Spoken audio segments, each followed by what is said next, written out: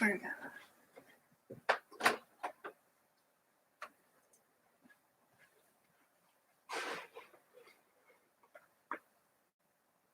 Hello. Welcome to my plant room. I thought I'd jump on a couple of minutes early and see who all was here. So, hello. Thank you for coming. I have my coffee already. I've got notes of what we're gonna chat about. Yeah. All right. We're gonna kill some time for a couple minutes because I did say we'd start at 2 and I'm here a little bit early. So I'll just tell you a little bit about what I've been doing in my self-isolation. So we have had to go to Home Depot a couple of times. We had to get a part to fix for our toilet. So I was actually able to go look at some plants, although they didn't have anything that I really super wanted. But we have gone. And then, so we're sort of combining all of our errands into as few trips as possible. I'm gonna just turn this one off. Yeah, that's a little better. As few trips as possible, but we did need to go to Home Depot just to get parts and stuff. I haven't been doing any online plant shopping. I've been doing online plant browsing, but I think it's still too cold for me to risk shipping. So between that and the mail being delayed for a lot of things, I don't really want to risk it. And also there's a lot of people who do need things that come through the mail. So I know a lot of people are doing online shopping, but I'm just holding off for a little bit so that people who need things that come through the mail can get the things that they need. And so everybody else then it slows down, and then maybe I'll order some plants once it's a bit warmer. What else have I been doing? I have looked at seeds online. Oh my God. All of my seed companies are basically sold out. Heritage Harvest Seeds, which is one of my favorites. I'm just going to tilt that. It keeps shining my glasses. Heritage Harvest Seeds has shut down their shop because they've had so many orders, which is honestly great. They're a really good company. So I'm really happy for them that they have sold that much stuff. I know that they've been kind of overwhelmed, and I hope that they can catch up and get ready and whatever. But yeah, if you're looking for seeds, I do have a couple of tips that I will talk about at the end of places or ways to get seeds while practicing good self-isolation. So not just going into a store, but I have some ideas of how you could get seeds and places that you can get seeds in the Edmonton area that are doing curbside pickup and that sort of stuff that other people might not have thought to check. So I'll be doing that, like I said, at the very end. I went through my whole seed collection and actually organized it. We sort of looked through it a couple weeks ago, but I actually organized it. I have 21 varieties of tomatoes. 21. That's so many. So I am not ordering seeds. I do still need a couple of things. So I may actually be ordering a few seeds here and there to top up, but I have so many. It's a bit silly if we're being honest. All right, so we're at 2:01. So I'm going to jump in. So today I'm going to talk a little bit about how to start seeds in zone 3 and 4. Now, there is information out there about how to start seeds depending on your zone. A lot of it, though, to be honest, is geared towards warmer climates, and they're assuming that if you start things late that you'll have time to make up that time.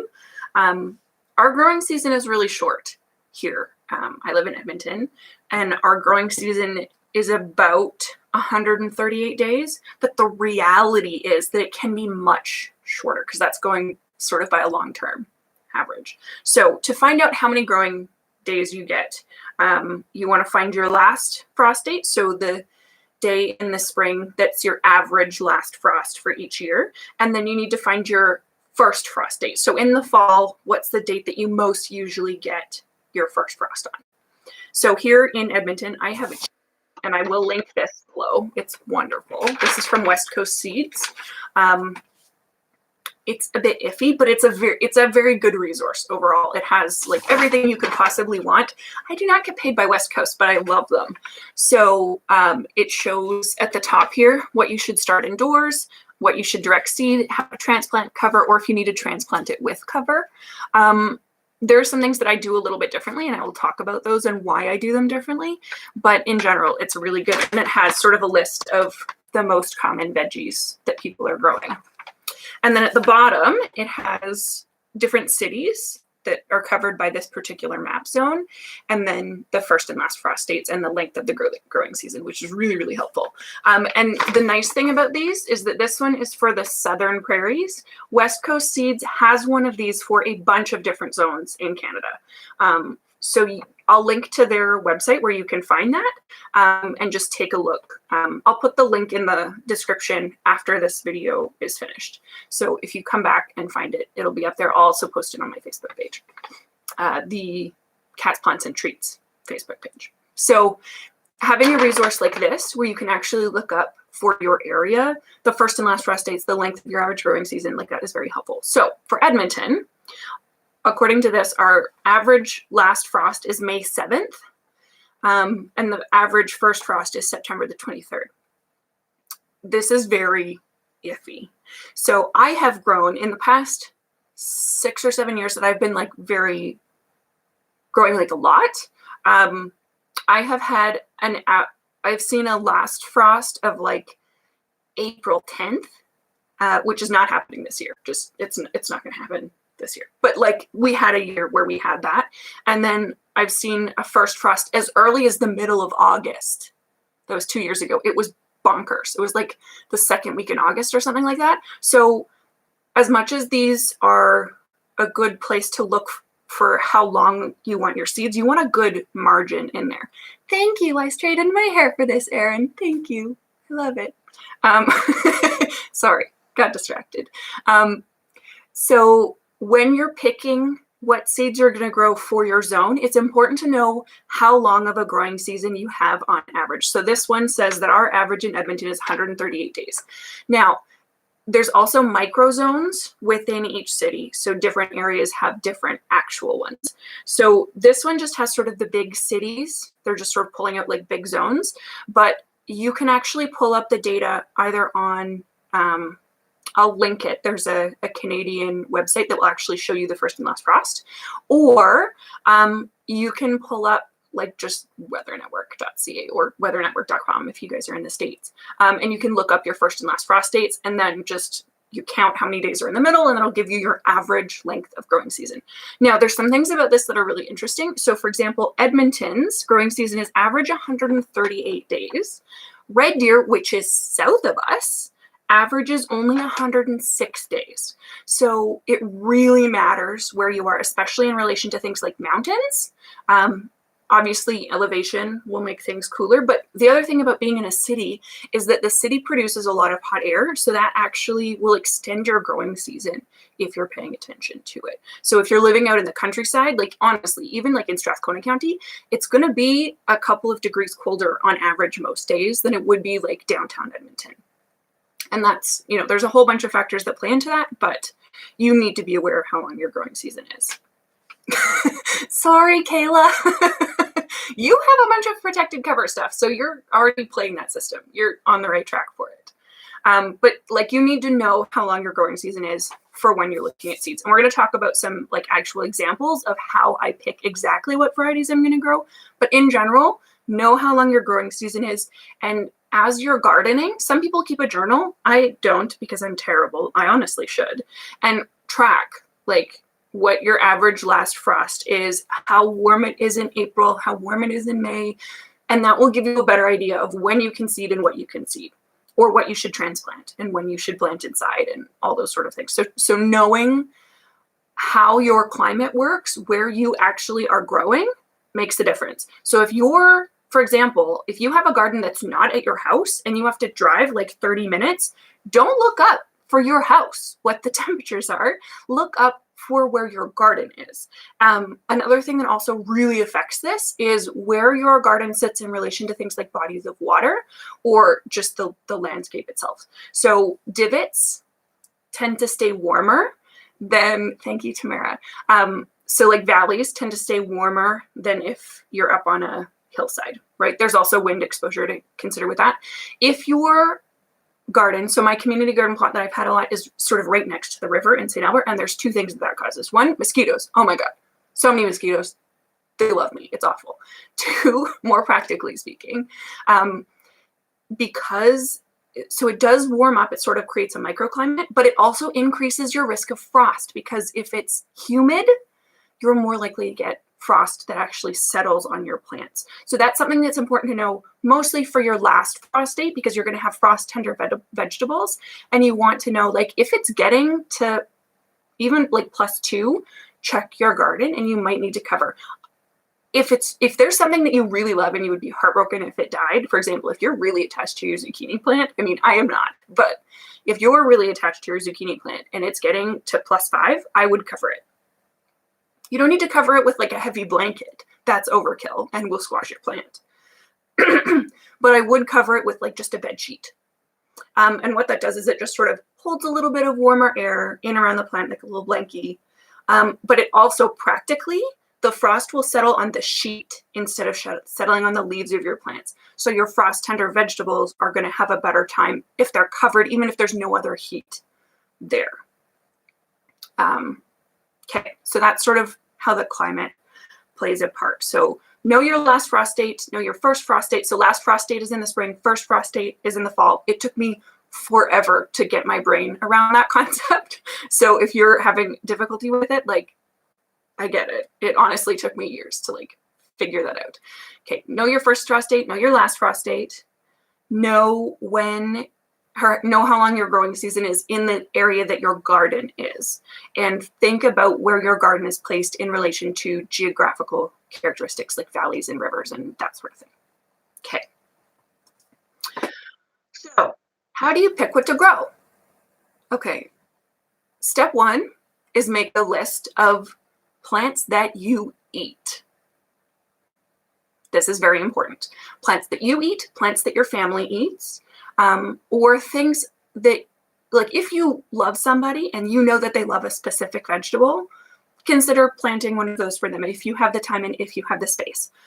I would recommend prioritizing people who you live with or people who you actively feed often. So if you're making meals for grandma, for sure, count the veggies that she likes. If you're just making meals for like yourself, only count the things that you know you like. Okay, especially if you're just beginning and if you don't usually grow a garden, do not just plant a bunch of things. Okay, think about it.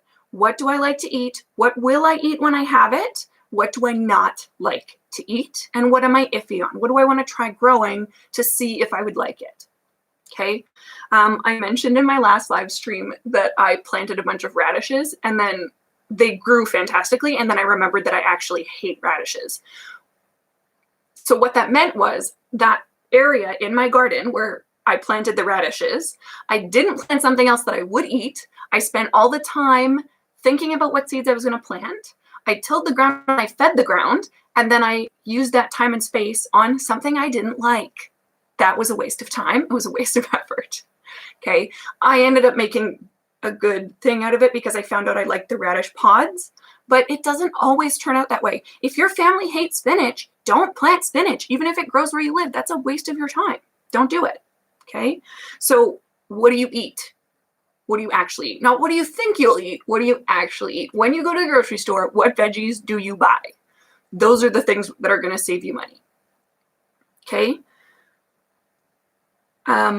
What will your family eat? So if you have 3 young kids and they hate vegetables, you want to think about veggies that are easy to sneak into foods or veggies that you think you can get them to try if they help growing it. Now, there's some really cool studies and stuff that they've done with like little kids, especially like the younger, the better, where if they help grow it, they will at least taste it. There's a lot of information out there that shows kids need to taste something between 5 and 10 times before they're even able to form an opinion on if they like it or not. They'll just like hate it immediately. They need to try it a couple more times. So if you're growing carrots, even if your little kids hate carrots, if they watch the carrot grow and they help you, pull them all out and then they wash them, and they might be more likely to give it a taste. That's not what I'm talking about. I'm talking about if you have like teenagers or you have kids in school or even a toddler who absolutely hates something and will not consume it, consider how much of that thing you're going to plant. You don't need to plant, a whole row of beans if your family hates beans. Like, again, waste of time, waste of effort, waste of resources. Don't bother. Okay? All right. Does anybody have any questions about like your growing area, first and last frost date, anything like that? I don't know how big the lag is on this, by the way, so just let me know. Okay. So, excuse me. So we've talked about how to pick what vegetables you're considering growing. Step number 2 is how new to gardening are you? Okay. The reality is that in any sort of hobby, there are always harder things to make or grow and easier things to grow. And also this depends on your climate. If I lived, how do I make my last frost date sooner? Kayla, the world is working on that and we do not want it to happen. Be careful what you wish for, friend. The reality of this is, though, that global warming is for sure a thing. And the climate here in Edmonton actually has changed, or zone changed. So when I put up this video, I said zone 3/4. The reason for that is that when I started gardening, our zone was zone 4B. Now our zone was reassessed 2 whole steps down. So they go in like half steps. So zone 4B, 4A, 3B, 3A. So our zone was reassessed from zone 4B to zone 3B in Edmonton. And that is based on average first and last frost and then average temperature over the whole of the year over a span of 10 years. So it's a lot of data that they look at, but basically our climate is trending warmer. What that means is, yes, we can grow more things. However, it's not like a magic wand that every year is going to be warmer and better. Last year sucked, for example. That's a really good example of like, don't count on your zones, especially right now. If there's something that you want to try that's a zone 3 vegetable or fruit, like try it, but be aware that you may need to baby those things a little more than you would otherwise plan to. So as long as you're okay with that, you have the time, you have the space, like go for it, but be aware that you might need to put it in like the hottest spot of your yard. Then you might need to cover it earlier. You might need to plan for a shorter season for that particular thing. Or you could look at like growing Russian peaches, and which is something that a lot of people in the gardening groups are doing. And it's very complicated, but they've made it work. I know people who have grown peaches in Edmonton. It is amazing. But the amount of fuss that there is associated with that is like, it's so much. It's so much, right? So if you're going to do a zone 3, especially fruit, like I wouldn't do it. I wouldn't do it. Okay. So how new are you to gardening? Okay. If this is your first year ever gardening, you've never done anything. Okay. Pick things that will grow. Basically, wherever you put them, basically, regardless of how much work you do or don't put in, that you can just sort of water and they're not going to stress out all that much. So what things do you start with if you've never done any gardening before that you can grow from seed? Okay, this is the list we're making. Things you can grow from seed if you've never done any gardening before. Leafy greens. So lettuce, spinach, there's a bunch of different Asian greens that are in that category, and then things like Swiss chard. Okay, for sure, you will be able to grow those things. You'll be able to feed them to your family, for sure. Okay, zucchini grows like crazy in our climate. If you look up like, how much food do I need to grow to feed my family for a year? It's like 1 zucchini or 2 zucchini plants per person. These are lists for the States. Here, 1 zucchini plant will probably feed 2 people, and you will have way more than you want. I once planted 4 hills of 3 each, way more than you want. I once planted 4 hills of 3 each zucchini plants. It was so many. I got some that were literally the same size as my torso. It was gigantic. It was ridiculous. You need one zucchini for two people who really love zucchini. But it will grow. It will for sure grow. If you want to have like just a success, plant zucchini. You basically don't need to water it unless it gets really dry because they're really well adjusted for our climate. Okay, peas and beans, very easy. Put them in, watch them grow. There's a reason schools do peas and beans as a science project, and it's because they will grow. They will not have disappointed children with no plant. That's why they plant them. Peas and beans, very easy. Okay, potatoes are another one that's very, very easy to grow in our climate. Put them in the ground, done.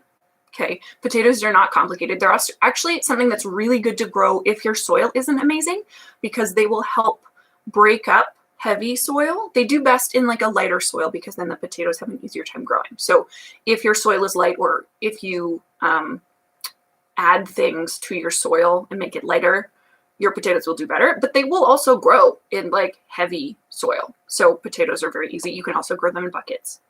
Very easy, love them. Beets and carrots. I cannot grow carrots. There's always a couple things. Carrots do not grow for me. I very rarely get any. Last year I got like 20 carrots and I was thrilled because I've never actually got them to germinate before. It just happens. But for most people, carrots are a very easy thing. Beets are a very easy thing.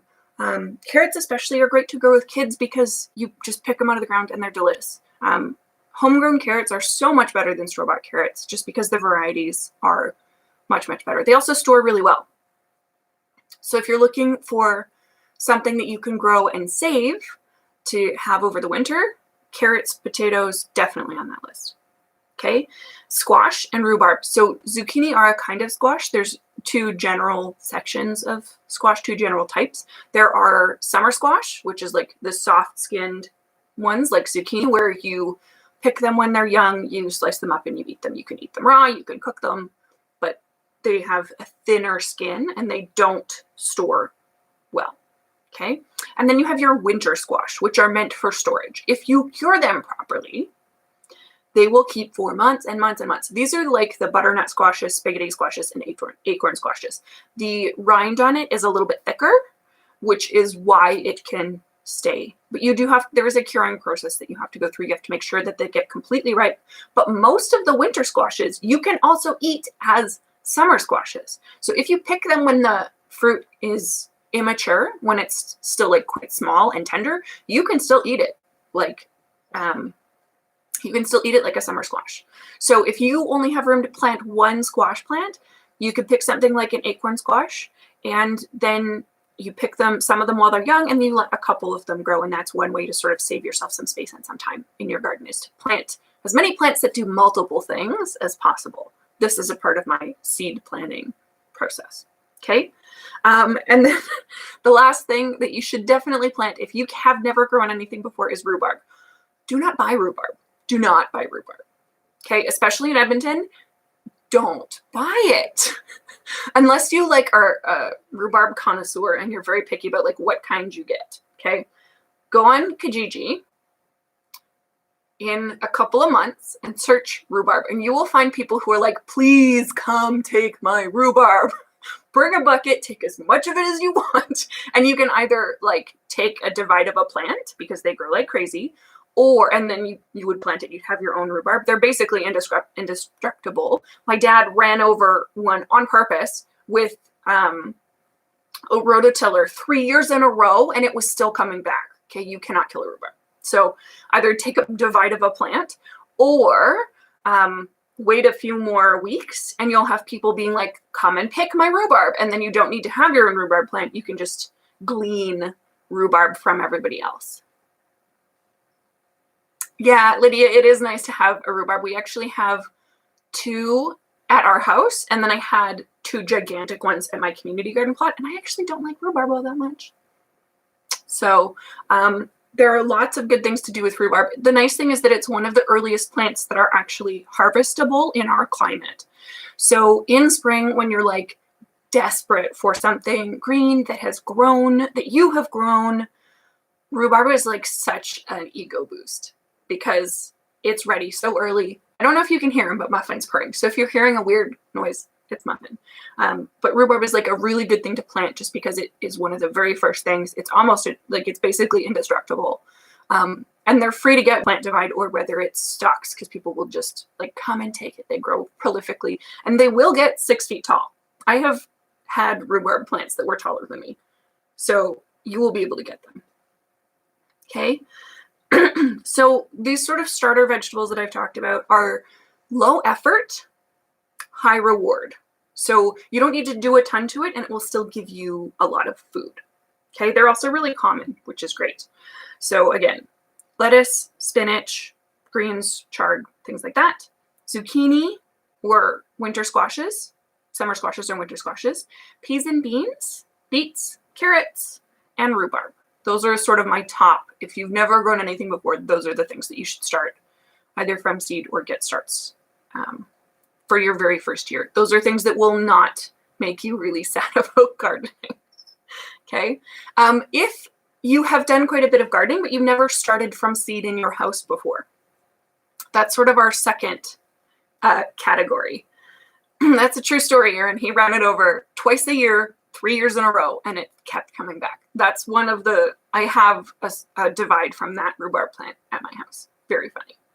Okay, so the medium difficulty or sort of climate dependent category is things that people generally really want in their garden, but that are a bit more effort or are a bit fussier as far as growing them goes. And this, I'm mostly talking about tomatoes.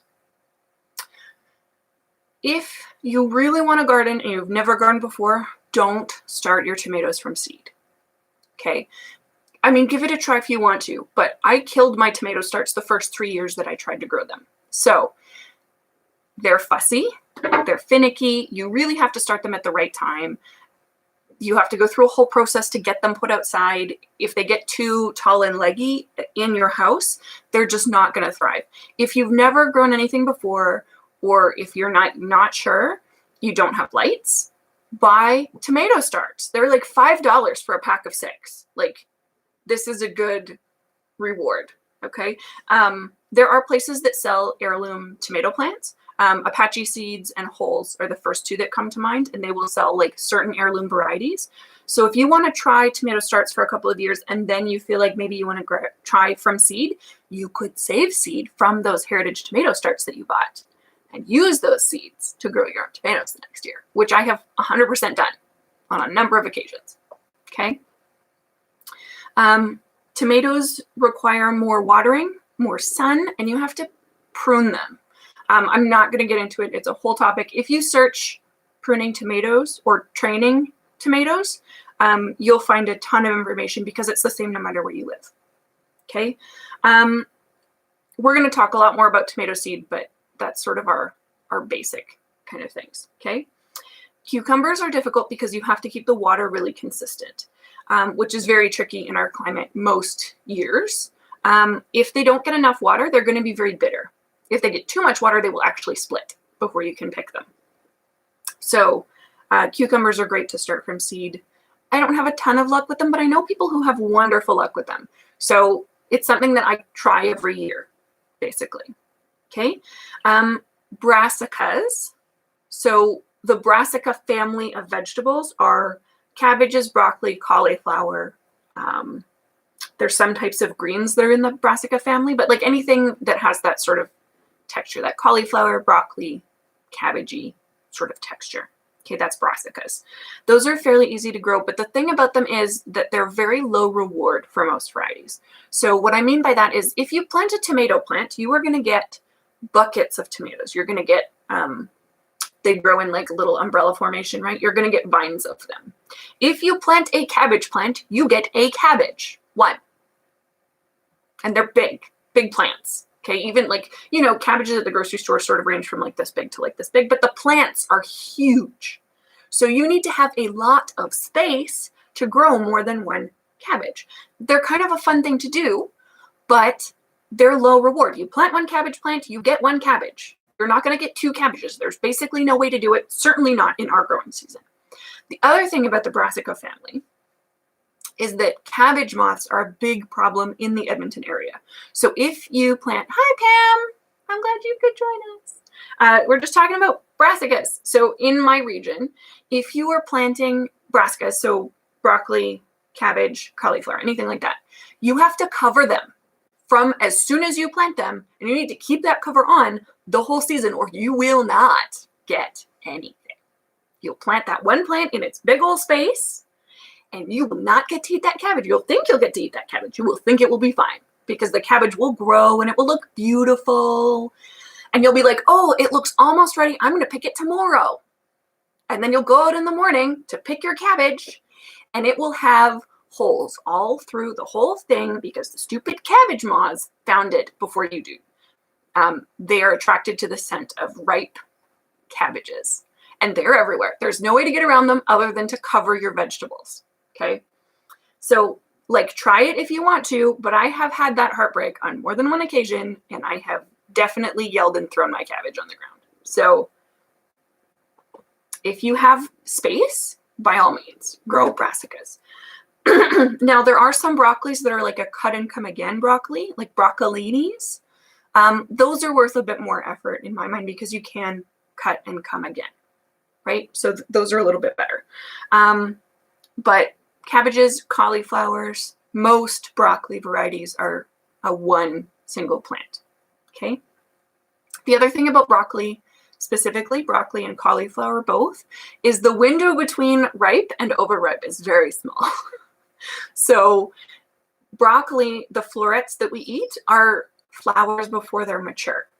So each one of those little green balls at the end of the broccoli, each of those is a flower. So what you need to do is hit it in that very small period when it has formed a head, but the flowers have not yet opened. The flowers are not poisonous. Like you don't need to worry about them, eating them. You can still eat them. They just like look weird. They taste the same though, to be honest, and they're kind of pretty. They're little yellow flowers. But it's a very small window. So it's usually like a day. So if you are gardening not at your house, you're probably going to miss your broccoli. This is something else that I've experienced like a number of times is missing that window on my broccoli. With broccolini, where you're going to cut the heads, you're going to have less of that problem because even if you've missed that one little head, they're smaller bunches. You cut it off and the plant will grow another one and then you have another chance for this tiny little broccoli head. Okay. Things that are worth trying. Corn. I know people who grow corn really successfully, but you need to have a very hot place to put the corn and it does need a fair-sized area. So the smallest amount of corn that's reasonable to plant is sort of 4-foot square. You don't plant corn in like long rows unless you're planting like a zillion of them. You plant corn in squares because the pollen grows up at the top and then it needs to fall onto the silks from each corn ear, and that's how it makes each kernel. So each kernel needs to be fertilized in order to make a little kernel of corn. Okay, each silk. If you grow in a row, you're going to be going with a paintbrush and painting those silks, which is a big pain in the butt. If you grow it in a square, you go and you shake your corn stalks in the morning and the pollen will fall onto the silks of the plants surrounding it. So you just sort of need to be aware of that. It needs to be warm. It needs fairly consistent watering, especially when it's forming those ears. And then you have to plant it in a block. It also does get quite tall. So when you're planting your garden, you wouldn't put that you want to put that behind everything else, not in front of it in regards to where the sun is coming from, so that it's not shading out your whole rest of your garden. We had problems with that at the community garden because depending on where people were planting things like corn, it was shading out their neighbor's plot. That just sucks, man. That sucks. So plan ahead for your corn. Be very careful. Think about it. Okay. And then peppers. So peppers and tomatoes are sort of a similar problem. If you're not super keen on gardening or you're just sort of trying it out, buy a big pepper plant at the grocery store. Okay. Or at Home Depot or whatever, wherever you're buying your plant starts. They sell quite mature pepper and tomato plants. I'm going to start some pepper plants, but this is probably what I will end up doing based on how mature my pepper plants get by the time it's time to put them out in June. After, I wait till the first or second week of June, depending on if I feel like covering them or not. Peppers don't do super well here because they need it to get hot. So if you're really wanting to do peppers, do them in a container and put them in the hottest, sunniest part of your yard, and do not let them dry out.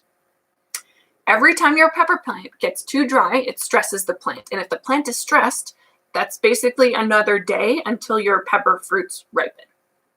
So put them in a self-watering pot. Put it somewhere you're literally going to have to walk past it twice a day, like on your way to your car, or like go out and water it twice a day. They're a difficult thing. I have had very few successful peppers. So they are something that's difficult. If you really want successful peppers, the best way to do it in Edmonton, especially if you're a newer garden, is, Edmonton is not that hot. You need it to be like south facing with concrete. That's where you put your peppers, okay? Buy them from the store. Buy a big plant from the store. They will have started that plant in like December or November, and it will have been growing the whole time, and they'll have fertilized it. You just have to buy the pot and water it. That is all. Most of them you can buy with peppers already on them. I wouldn't necessarily recommend that as much as it's tempting to get that sort of like immediate, I get to eat this pepper that I just bought off of this whole plant that I just bought. The peppers will put out fruits if they're more stressed. So you actually want a slightly less mature plant. Keeping it indoors under your LEDs and see how it goes. Yeah, that's worth a try. I mean, the only thing that I would say is that they do like to have hot roots. So if you have like a grow mat, I would put that under your pepper pot. But trying to do that safely would be a good trick. You need to put it on top of something so there's some airflow so you don't set your carpet on fire. Yeah, I mean, it's worth trying though. Definitely. I hope you video that, Pam, because I would love to see it. So peppers are a tricky thing in zone 3-4. Okay. Things that are difficult. Things that will probably not give you anything. Melons. I want to grow melons so bad. I got one year 2 almost ripe watermelons. I had to pick them I picked them the day that we had our first frost that year. They were not quite ripe. They were quite good, but it turns out that they don't actually ripen once you've picked them. They were okay. I've planted melons 4 years. I have only ever gotten melons in 1 year, and I got 2 of them. So melons are a fun project. Don't anticipate actually getting tomatoes from seed, peppers from seed are hard. They're just straight up difficult. They're easy to get to germinate, and you will think that you're very successful until it goes to plant them out. And this is the part where most people don't do well. You have to harden them off. It's a slow process. If you go too fast, you will kill them. There was 1 year where I was impatient and I was working, and I took my tomato plant one day, and then I came home and I cried. So only try to start tomatoes and peppers from seed if you have a fair amount of experience, you know about the hardening off process, and you're ready for it and have a plan, and you're okay with months and months of effort being scrapped and having to buy them anyway. Those are the criteria for starting your own peppers and tomatoes. Okay, so that's sort of the basic type of things that you can grow from seed successfully based on your level of knowledge for gardening. So how to pick what variety to grow. There's so many. Once you start looking at seed, there's so many varieties out there. If you think going to the gardening store is overwhelming, wait until you look at seeds. Okay. So how do I pick varieties? After a couple of years of gardening, there's a few specific things that I'm really interested in. If there's an early or short season variety, that's what I'm getting. For sure. If I want to have tomatoes, they better be on a short season plant. Otherwise, we ain't getting no tomatoes this year. Again, there's been lots of years where I've had 0 ripe tomatoes on my vines. It's very frustrating. This is why sometimes it's better to buy a plant. Okay. Check the number of days to harvest. Some of them are tricky, and it's not days to harvest. Most of them, days to harvest means from the day that you plant it, what's the average day that you harvest your first fruit. That's your days to harvest. Sometimes it says number of days from transplant. What that means is you start the plant inside your house, you grow it for many months, you put it outside usually after your last frost date. These are typically things that are quite tender. And then from the day that you plant it in the ground, you have this many days until you can harvest the thing. This is not the same. Okay, days to harvest in a lot of lettuces and spinaches is 30 days, start to finish. Done. Okay, and they mean from seed to lettuce head. Okay, things like melons or some varieties of peppers or things like celery will say days from transplant, because the plant has a stress period when you transplant it into your garden. Even if you harden it off properly, some things just don't like to be transplanted and they will be stressed. And then from when they recover from the stress, it takes them so long to produce a fruit. Okay, so check your days to harvest and make sure it's days to harvest and not days from transplant, unless you're aware of it and you've planned for that. Okay, hardiness. Okay, so there's two things that I look for. I'm looking for, especially when it comes to greens, this is a big thing, because in Edmonton, we have a really weird season. It's very cool for a very long time. So from, mid-April, usually, through until the first or second week of June, you can plant things outside and they will grow. They might grow slowly, but they need to be fairly hardy.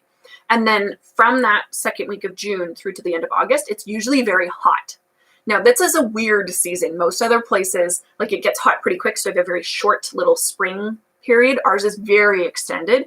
You get very hot instead of it being like a short spring, sort of moderate, and then you have like a long fall in a lot of places. In ours, it's not. You get this long spring, hot, hot, hot July, especially July and August, and then we get a very short fall period before our frost. Okay, so you have to plan for that. If you're planting things that are early, you need them to be hardy. So you need them to be cold tolerant. So things like certain types of lettuce, certain types of spinach will say early season. The other thing that they may say is that they're a winter vegetable. These ones are a tricky one, because what they're meant for is that seed is meant to be planted sort of late July or early August, and then it grows in most other places through their moderate period, and then, excuse me, and then through their really long fall, and it can be picked in like December or November.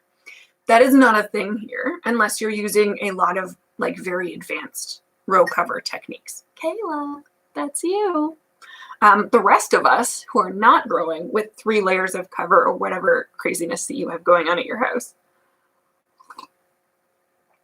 we can plant those late season things, early tolerant veggies. They're all going to be done by mid-June, because as soon as it gets heat, they're all going to bolt. They're going to go to seed. Now, if you want to save your seed, this is actually a really good thing, because then you're going to save seed in sort of 2 batches instead of having to save everything all at one time. So that's sort of a nice thing to look for. Okay. Shade tolerant versus sunny is something that you want to be aware of, so that you can plan where you're putting those things in your garden more than anything else. If your yard faces south, you better buy everything that says sunny. Don't buy shade stuff, because it will all die unless your neighbors have a big tree. Okay. Pick all the sunny stuff. What else? This is another good tip specifically for our climate. If you're picking tomatoes, I have fallen for this trap many, many, many years. And I'm starting to try and force myself out of this trap, but it is a forcing. When you're picking your seed and you're looking through the seed catalogs and you see all these big, gorgeous, beautiful tomatoes, and they're huge, they're like 2-pound tomatoes, you cannot grow those here. Or not without a greenhouse or a lot of work. Okay? If you look at your tomato varieties, and I have some that I will show you, the length for those fruits to ripen is much longer. They're bigger. It takes them longer to grow. And then after they're right-sized, then they ripen. They will not ripen on your plants.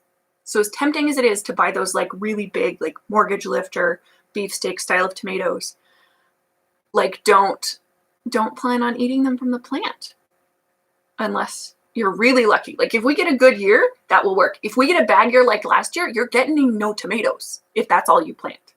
So I like to hedge my bets and I like to plant a couple of different things. But if you have a choice, pick smaller fruits. So pick the sort of, what size is this? Bigger than a golf ball. I don't play sports. You want to pick sort of 2 to 4 ounce fruits for tomatoes, and you'll have the best luck getting those ones. Okay. So I'm not saying like don't necessarily, but like if you do, manage your expectations, because it is entirely likely that if you plant all big tomatoes, you get 0 tomatoes. I don't want 0 tomatoes anymore. I have done there. I have lived that life. I don't want no tomatoes. I am going to plant fruits or tomato plants that grow smaller fruits. Okay. They grow more and they will ripen faster. So that's where I'm aiming at, is how do I actually get food from these plants within the growing season? Okay. You also want to look at bug resistance and at disease resistance. So some things that are very common are powdery mildew. Basically everywhere, powdery mildew is a thing. There are ways to treat it, but it's just like better if you deal with it. And then carrots have things like a carrot fly. So if you pick a carrot that is resistant to things like carrot fly, if you have the option, like do it. You don't want to lose your whole crop, right? Definitely cherry tomatoes, for sure. I always grow, well, we'll go through the varieties that I'm looking at, but definitely growing like some cherry tomatoes for sure. Okay. And then the other thing that we want to look at that I sort of touched on a bit is picking things that are slow bolt or heat tolerant. Now, again, this is really weird because most places don't have to worry about both cold hardy and heat tolerant, but we do.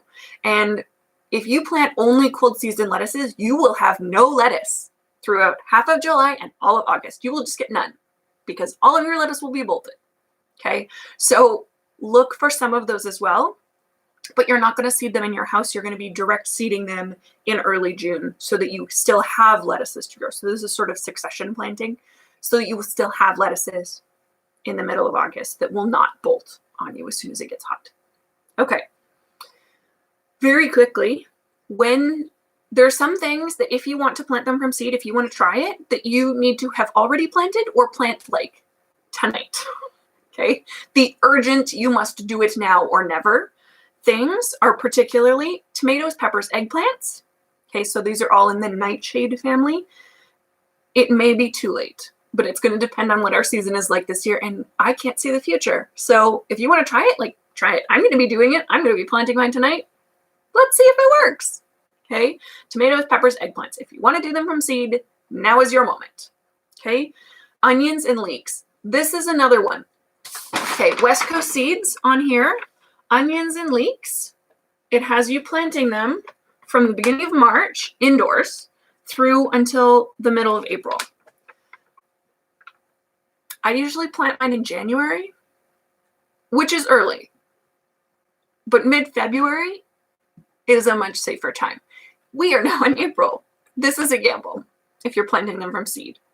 I am going to plant some from seed, and I am also probably going to buy sets just in case. Okay. You can put onion seedlings outside basically as soon as it's warm enough to work the soil. You don't need to wait until after frost. They don't mind transplant. They actually transplant really, really well. And they're quite cold tolerant. Some of them might die back a little bit, but they're very fast to spring back. I really like doing onions from seed. So I'm going to try both this year and sort of see how it goes. Okay. But if you want to try onions and leeks, those sort of things from seed, you literally need to do it tonight. Like now. You might already be too late, but it's worth trying it. Okay. Anything that makes a smaller bulb. So if you're looking at things like shallots or like salad onions or green onions, I would still do it now, but it's not as urgent. It's not like if you take a week to find your seed, you will probably still be fine. Again, because it grows a smaller final product, it doesn't take as long. So you'll still be fine if you want to try shallots just as something cool to try from seed that you've never done before. Onions from seed are generally pretty easy, but you do need to buy fresh seed every year. It just does not have a super great storage capacity. And honestly, they germinate terribly to begin with. So you'll feel really silly doing it, but like you'll buy a pack of seeds and it'll have like 100 or 200 onion seeds. You sow them all. I don't care how many onions you want. You sow them all because only half of those seeds are going to germinate. And if you only want 10 onions and you only plant 10 onions, you're going to be real mad when only 5 of those germinate. So plant all of them. And then when it's time to transplant, give away the extras. I've done that every year, and my community garden loved it. Lots of people grew those onions and they loved them. Okay. Part of the reason, you're going to eat the things. Part of the reason I like to grow from seed is it gives you more varieties to pick from, lots more choice. Yes, that was Muffin. He is very helpful usually, but he will eat. I don't want him to eat my Rufidifora. We're not doing that. Anyway, so if you start onions from seed, like you get so many more varieties to pick from. You do need to look into which varieties, including in the southern United States, which has a longer growing season. So what you want is long day onions or season neutral onions. And what that means is onions bulb up based on the length of the amount of sun they get per day. So if you buy a short day onion, you're not getting a bulb because it won't start bulbing until our days start getting shorter. Like really shorter in like September. Don't do that. Okay. So you want a long day onion or a season neutral. So the season neutral ones will bulb up regardless of how long the day is. But if you're looking for seed, those are the things that you need to look for onions. Other things that you should start probably this week, but is less urgent, are things like herbs, earlier hardy greens like your spinach, your first bunch of lettuce. It will probably be a little early for most of these, but to be honest, I like to pick some as baby greens and then you still have the plant to transplant out. So like do it, right? And then brassicas or kale. So your cabbages, your broccoli, your cauliflower. If you want to try those things, now is the time to seed them. When you're sowing seed, always seed extra. I like to do about another third because I love baby plants and I like to do even numbers. Which is ridiculous, but I'm going to do either 5 of something or I'm going to do 10 of something. I usually won't, like if I'm doing a different number, I'm going to do 4 or 6, but like I'm not going to sow 3 of anything. I'll do 2 or I'll do 4. So we all have our things, right? Go ahead and plan sort of how much space you have in your house. Plan that first. It's much harder to find space in hindsight. And then plan like how much space you're going to have in your garden and plant extra. You're going to lose some at some point. Just sort of plan for it. Okay. It's just, you will be less sad if you plan to lose 1 or 2 plants. And if you end up keeping them all alive, again, the downside here is that you have extra plants to share with people. This is not a downside. This is still an upside. Okay. Things you do not ever need to start inside. Things you should not start inside unless you want to just grow them inside. Beans, peas, squash, carrots, and beets. All of these things hate being transplanted. And also, okay, peas and beans don't hate being transplanted, but there's no point. Like they're so fast that you don't need to start them inside. I have a couple of season extending methods that I use, and this is where I do my peas and beans. So I have in my backyard a little greenhouse that gets covered with a plastic thing. I cold start a second round of lettuce, spinach. I start a lot of my brassicas out there. I start my peas and beans out there. The reason is, so when you start inside, your seedlings are sort of like they've been babied. Okay, they're wimpy seedlings unless you make a lot of effort to toughen them up, which means that they get stressed out. Even if you harden them off properly, they're still going to stress. And that takes them longer to sort of catch up and start growing. If you start them outside, you do not have a grow light that's better than the sun. You don't. Guaranteed. They don't exist. Okay? Even if you have like the fanciest grow light, it is not better than the sun. So I have this grow house outside. You can use basically anything. I know a lot of people who use like 4 straw bales in a square and then put like an old window on top. Like anything that sort of will hold in the heat is a good place to start seedlings outside. Okay, you just need to pick your seedlings. So in my greenhouse outside, I'm going to start things that I don't have room for inside, things that grow quickly, and things that I can transplant pretty early. And then I use my greenhouse to harden off my plants, which makes it so much easier. Okay, so in my greenhouse, the things I am actually going to start: peas, beans. I actually really like to start my corn out there if I'm growing corn, lettuce, spinach, chard, brassicas. So all of those things I'm not going to start in my house. I'm going to wait until it's warm enough and I will start them in my greenhouse. They will come up when the season is ready, like when it gets warm enough in the greenhouse for them, they will come up. And the plants will be compact, they will be healthy, they'll be cold tolerant, and because they're in a little box, they're also going to be protected from the wind. So they are still a little protected. They'll still be a little earlier than if I planted them directly in the grow with people. So things you should not start inside that people always want to start inside: squash, carrots, beets. Root vegetables hate being transplanted. They hate it. There's a guy on YouTube who does no-dig gardening, Charles Dowding. He transplants his carrots and it works for him for some reason. I've literally never seen anybody else be able to get it to do it. They hate it. They will die. And you will have no carrots anyways. Okay? He's magic. He's a magic man. I don't understand. Same with beets. They're root vegetables. They form a lot of tiny little hair roots. So no matter how careful you are in transplanting them, the roots are going to be disturbed and that will stress the plant and it will set them back. Don't do it. Don't bother. There is no point. Okay? Squash is a hard one because melons fall in the squash category. And like, I want melons so badly. There is no way to grow them from direct sown seed here, but they also hate being transplanted. They hate it. Okay. If you're talking about zucchini, like, don't plant it in your house. There's a lady that I know who knows a senior woman who's been doing like gardening for herself for like 50 years in Alberta. She seeds her zucchini. I will talk about newspaper pots. Hang on.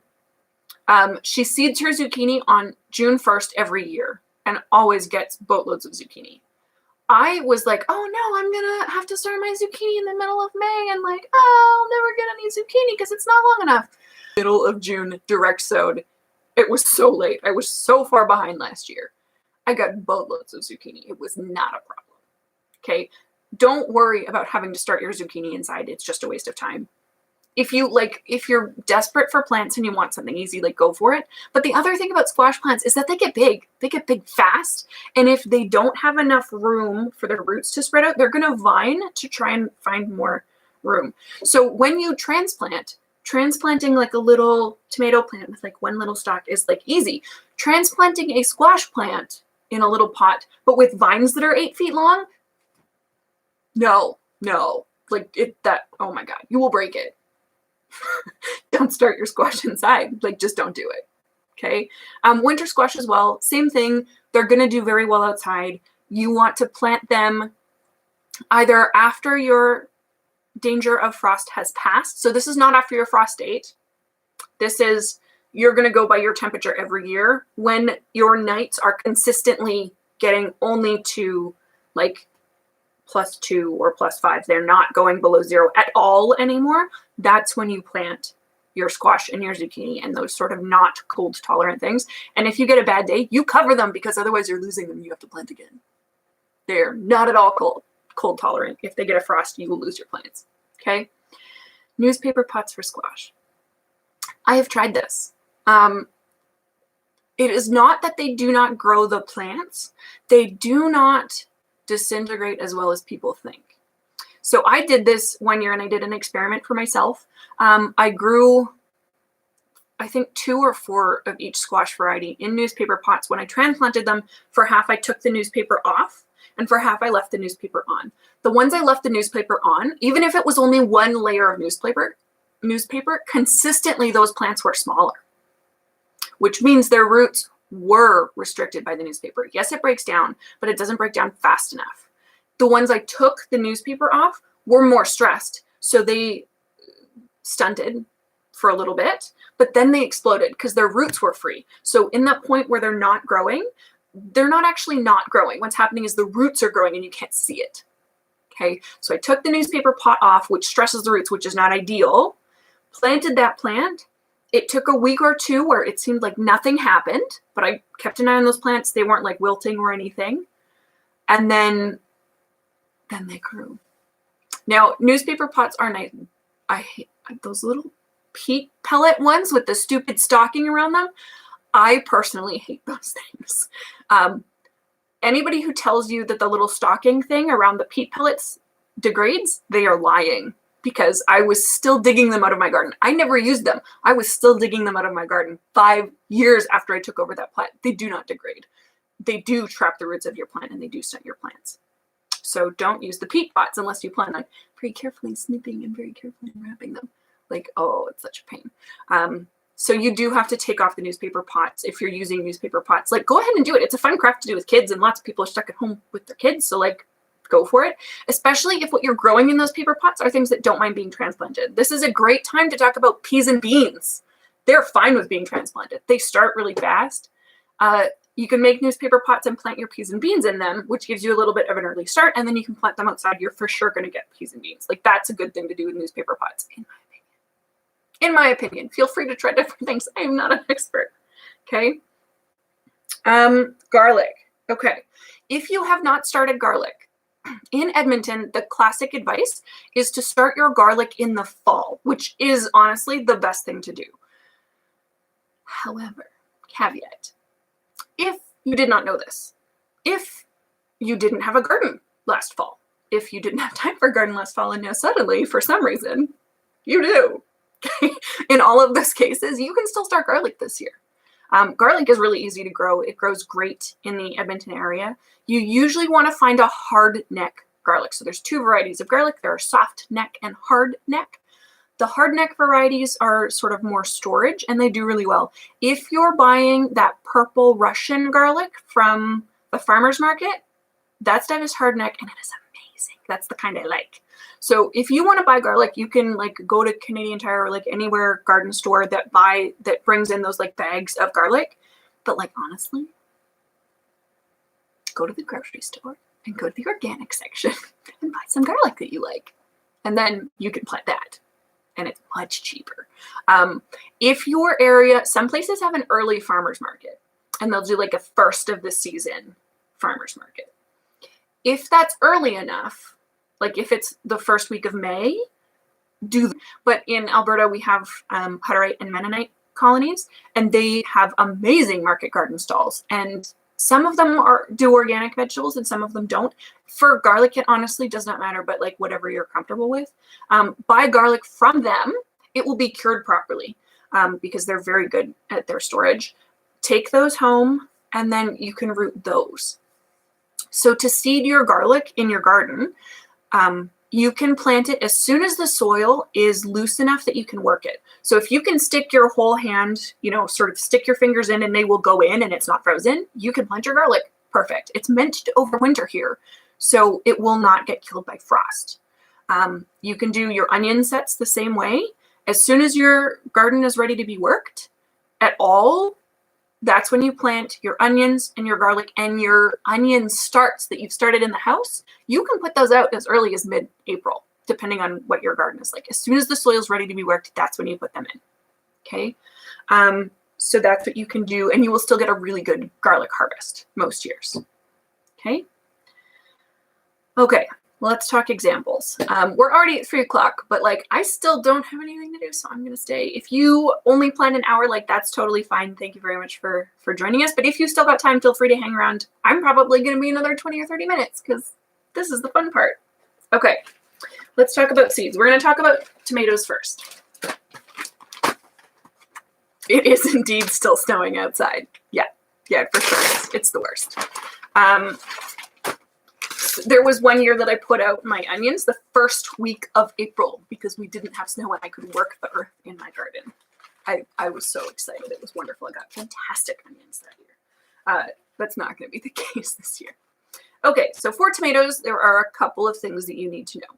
There are 2 basic types of their fruit.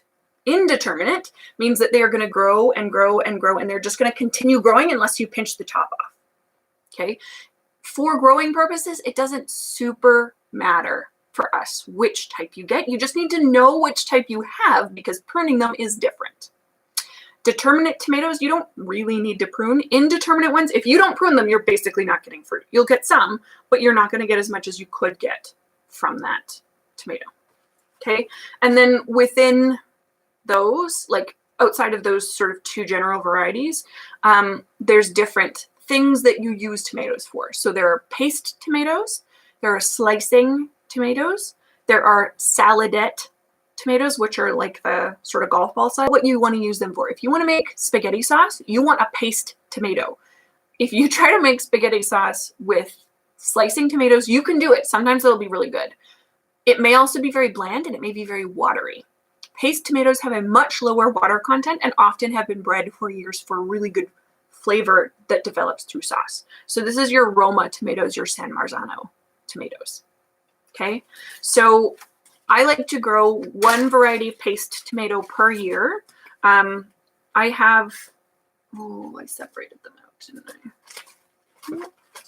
Oh no, here they go. Okay, so when I'm picking my paste tomatoes, these are the ones that I had to pick from this year.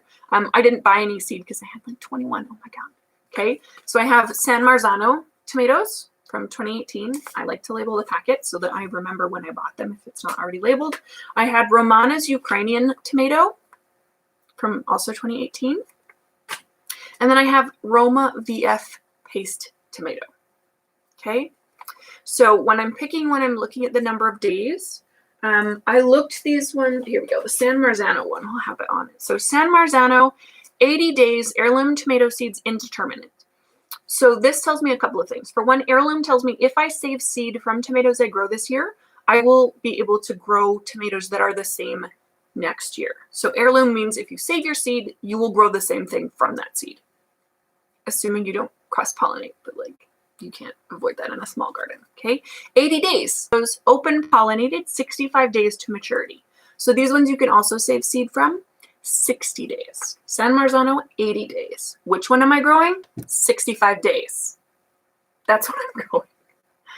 Okay.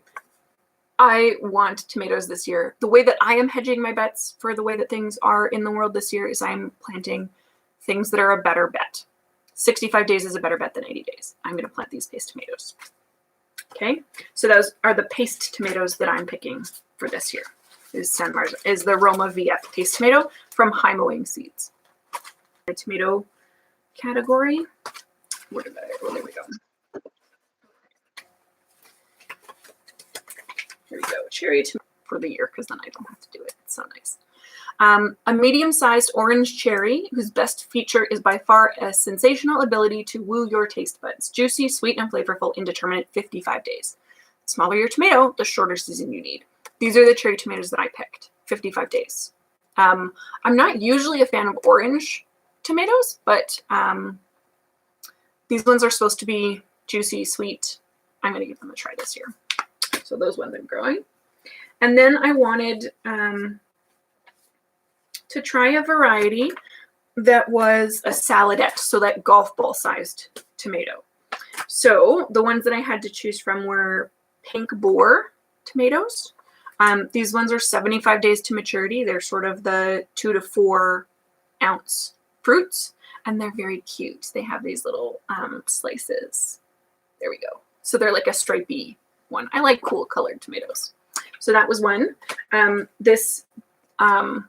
When you order from some seed companies, they'll give you a free one. So this is a free one I got from Baker Creek. This is tomato black vernissage. I'm not French. Black vernissage. So this is another saladette type. Black tomato, which means like a very, very dark red with some like dark green striping. 2 ounce tomato, big splash in the garden as well as the kitchen. Perfect for rich tasting. These ones don't say how they got the seed, but I know that black vernissage is a heritage variety, not a cross. So if I save seed from these, I will get black vernissage again next year. So I was also going to grow these ones. Then, which are sort of a black but mysterious, the rest of them, because this is all that's on the packet. This is a good seed company, Prairie Garden Seed. I like them a lot. They do have the information sometimes on their website, but if they stop selling the variety that you purchased, they take the information down. Make notes, people. It's important. So they're sort of a 6 to 8 ounce fruit, if I remember correctly, and they're a black one. Black tomatoes, in my experience, tend to mature more slowly. So I'm not growing either of these ones this year. Okay, and then slicing tomatoes. This is one that I don't remember. Stupus tomato from Heritage Seed. So because I don't remember it, it was a free gift. You can see I got it. I'm not going to grow this one this year. Slicing tomatoes, those ones, and then these ones. So I had a lot of choices of slicing tomatoes for this year. I had one that I had saved. I had a couple I had saved. These are Heritage Mortgage Lifter that I grew in 2016. This is my very organized packing at the time, 2016. This is what I was using. Now, these seed are a bit old. 2016 is a couple of years ago now. But if you look at the actual seed, they're not dehydrated. They're not wrinkled. They're not wet. They have not been moldy. So I saved these properly. I made sure that they were thoroughly dehydrated before I put them in this bag. And because they're in this bag, they've not been exposed to air, so they haven't dehydrated. So I would still use these seed. That being said, I'm not growing Mortgage Lifter this year because it's a very large tomato. And again, we're hedging our bets. We're using smaller fruit. Not going to grow those this year. Okay. I was also looking at, indigo apple. I think we already talked about, yeah, we did. White zebra. I tried to grow these last year and I didn't even get one. Because of that, I am not growing this variety this year. 70 to 80 day range. And that's about where these sat, but I didn't get any last year, so I'm not going to try them again this year. Maybe next year. We'll see. Green zebra tomato. I'm also not growing these again. I grew these last year, and I think I got some ripe ones. The problem is that they are still green, and I had a hard time telling when they were ripe, and I ate some unripe ones, and I didn't like them. So these are an heirloom. They're 8 days to maturity. That's about an average. They're 4 to 5 ounce fruits. So these would be a good pick, except that I apparently can't tell when they're ready versus when they're not ready. Moskvich tomato. When I have the choice, I very often will pick Ukrainian or Russian heritage tomato varieties because their climate is in a lot of places very similar. So these ones are an heirloom slicer. These ones are a bigger tomato. It doesn't actually say the size of the fruits on here, but they are like a bigger slicing tomato, so probably 8 to 10. But they're 60 days. So it's a short season tomato, which is what I want. So I am growing these this year. And then we have, this is sort of the fail-safe one, especially in the Edmonton area. This is Early Cascade, and you can find these from a bunch of different seed companies. They're a very common tomato variety. These ones are a determinate variety, or you might see bush tomato. Bush determinate, that's kind of the same thing. And then, what does it say? Mid-sized tomato usually means that sort of 5 or 6 ounce, so like a smallish tomato. And these ones are 55 days to harvest, which is very short for a full-size tomato. I am 100% growing these this year. And these are a slicing tomato, not a paste tomato. There are some varieties which you can use for both. San Marzano is one of those, which is part of why I've grown it in the past. Hedging your bets is always a good idea. So if I actually really like eating Roma tomatoes fresh as well, so I'm fine with that. So that's part of why I picked Roma this year, and like picking 2 different things because I'm limited in space. So if I can have one plant that does 2 things instead of having 2 separate plants and having to cut something else, I'm going to pick the single plant. So those are my varieties of tomatoes that I'm growing this year, and that's sort of how I go through. I'm just going to move these out of the way, and I will reorganize them later. Okay, so what are things that I'm going to be starting immediately? I have these Broadview bunching onions from Broadview Farm. I bought these at the seed swap last year. So bunching onions grow faster, and some of them will overwinter. So I'll be growing those this year. That's in the wrong spot. I'm going to seed tonight. We talked about fast seeding. These are giant Musselburgh leeks. I picked this leek variety specifically because it's matures in 90 days. So this one has it on the side. This is the one that I'm still going to pick. I'm going to try this Amsterdam seasoning celery. So this is not celery that you grow for the stalk. This is celery that you grow for leaves. It doesn't really grow very long stalks, but it works as celery in soups and stews and cooking, that sort of thing. So it's a very good herb. I have grown up on this packet late last year. So this is packed for 2018. Maybe I got a seed swap or something. Anyway, or maybe I lost the packet and just found it. So this is white sage, known as buffalo sage or bee sage. This is the sacred herb that's bundled and burned as a smudge. So it's very aromatic, and I do not direct seed mint into your garden. It will take over. Most people know this, but there's always one or two who make that mistake. So I'll be growing it indoors, I think, as like a houseplant. Love mint. I use it as mint tea. I harvest my own mint tea. I love it. Double curled parsley. This one says 70 days, but that's till you grow a whole bunch. You can cut it way before 70 days. And then I have some catnip for the cats. And then I'm going to grow 2 types of basil this year. I'm going to do the mammoth basil, which I have grown before and I do like.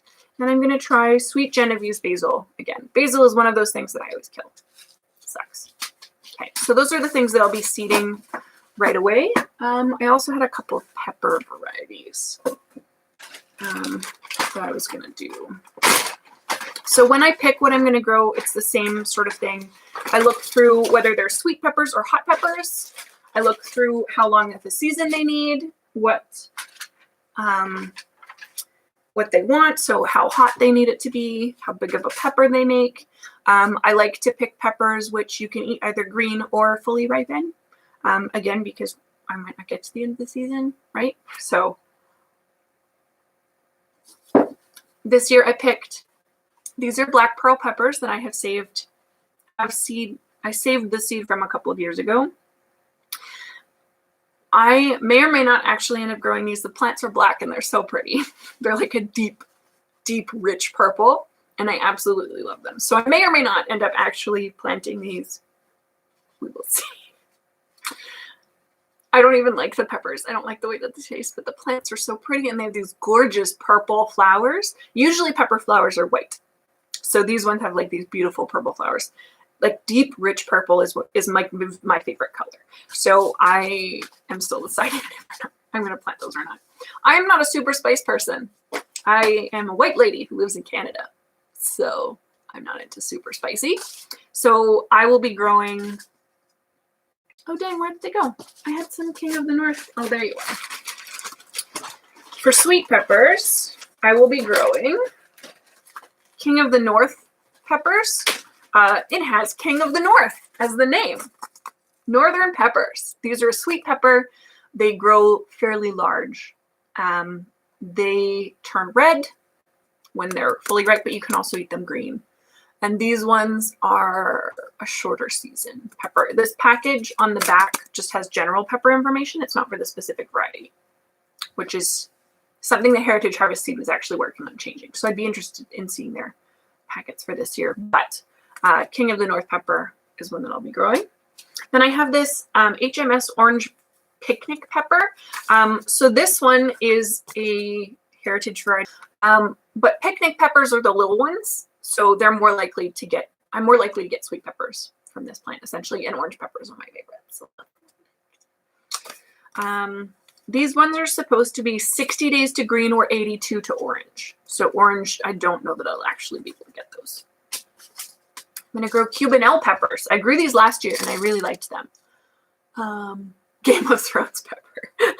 The King of the North. Yeah, they kind of are. They're good though. I've grown them before and I actually got peppers out of it, which was nice. So Cubanelle peppers are mild flesh, rich flavor, and pretty colors for quick cooking. I had real good luck with these last year, so I'm going to try them again. The peppers all go in containers at the front of my house, which is the only place that I have any chance of getting peppers from at all.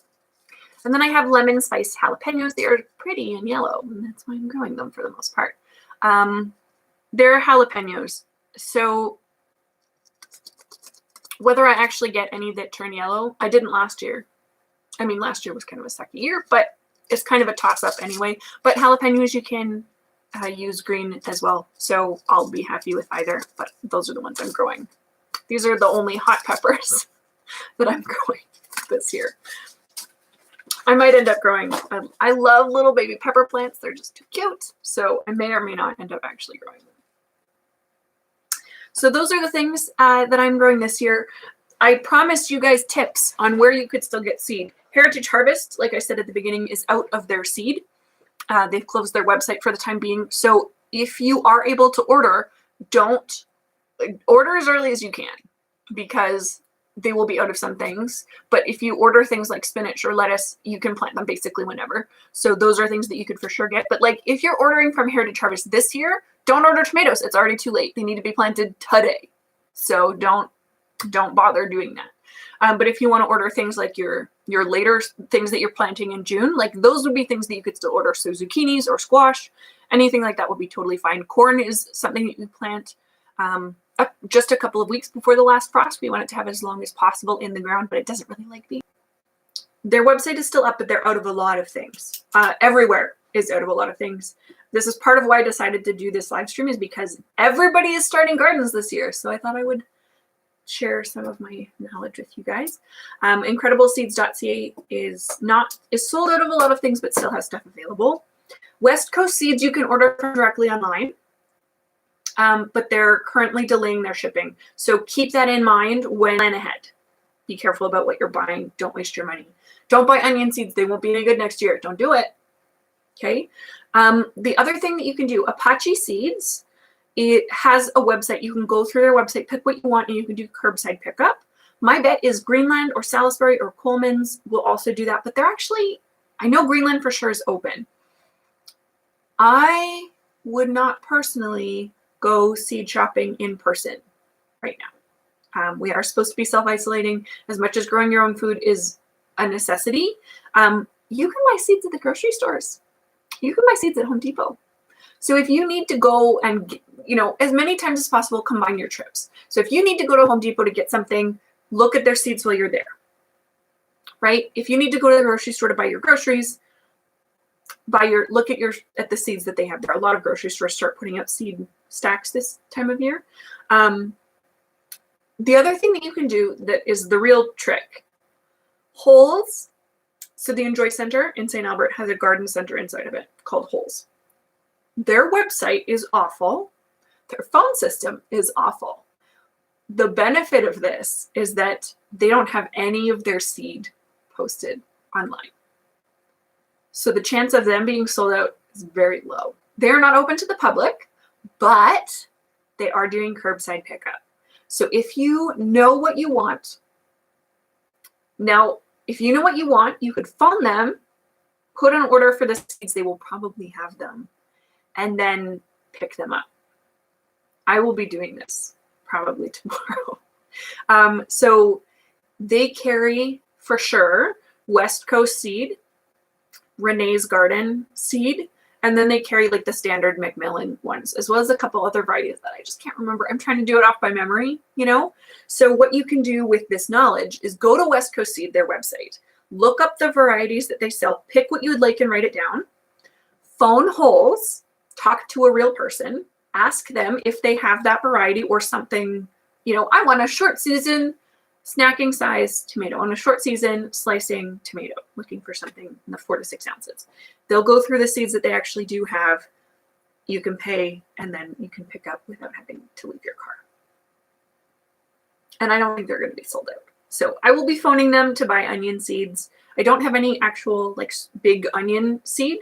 So that's what I'm going to be trying to buy my seed to start. Like I said, probably I'll be doing that tomorrow.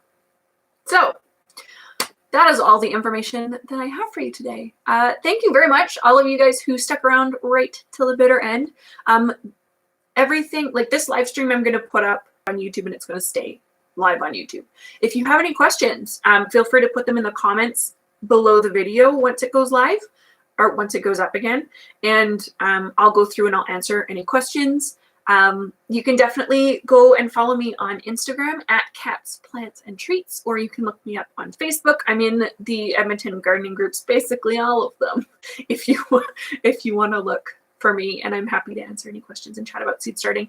If you guys really liked this, give it a thumbs up and let me know if you want me to do more of a series about this sort of seed starting. See you next time. Thanks, guys. Bye.